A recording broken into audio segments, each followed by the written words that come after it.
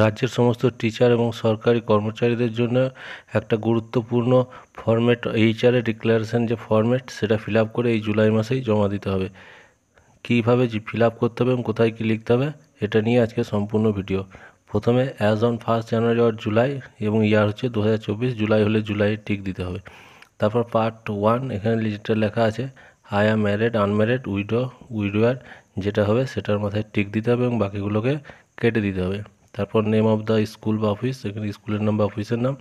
তারপর নিজের নাম, তারপর ডেজিগনেশন অফ এমপ্লয়ি, এখানে অ্যাসিস্ট্যান্ট টিচার, টিআইসি না হেড টিচার ইত্যাদি যেগুলো যার পোস্ট সেটা লিখতে হবে।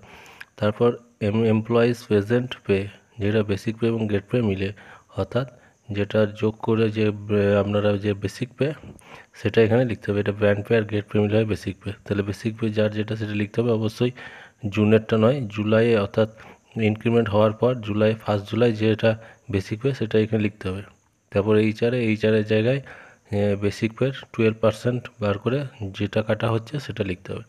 অপটেড ফর স্বাস্থ্যসাথী, যদি স্বাস্থ্যসাথী কার্ড করা হয়ে থাকে ইয়েস বা নো টিক দিতে হবে। স্বাস্থ্যসাথী কার্ড পেয়ে থাকলে ইয়েস বা নো, আর কার্ডের নাম্বার, এবং তারপর নিচে ডান দিকে সাইন করতে হবে এবং ডেট লিখতে হবে বাঁ দিকে।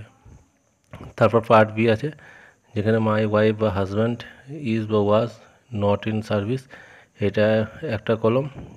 যে সমস্ত এমপ্লয়ীদের স্বামী বা স্ত্রী চাকরি করেন না তারা এটা ফিল আপ করবেন। আর তারপর নিচে যেটা আছে অর দিয়ে যাদের চাকরি করে তারা নিচেটা ফিল আপ করবেন।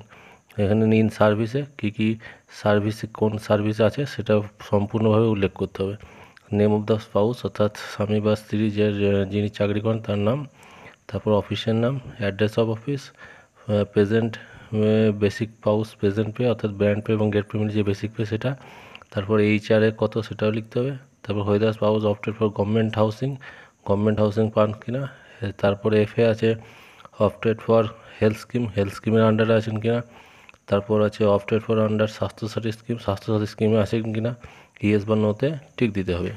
তারপর ডিক্লারেশনের পার্ট বি এবং নিচে সাইন করতে হবে।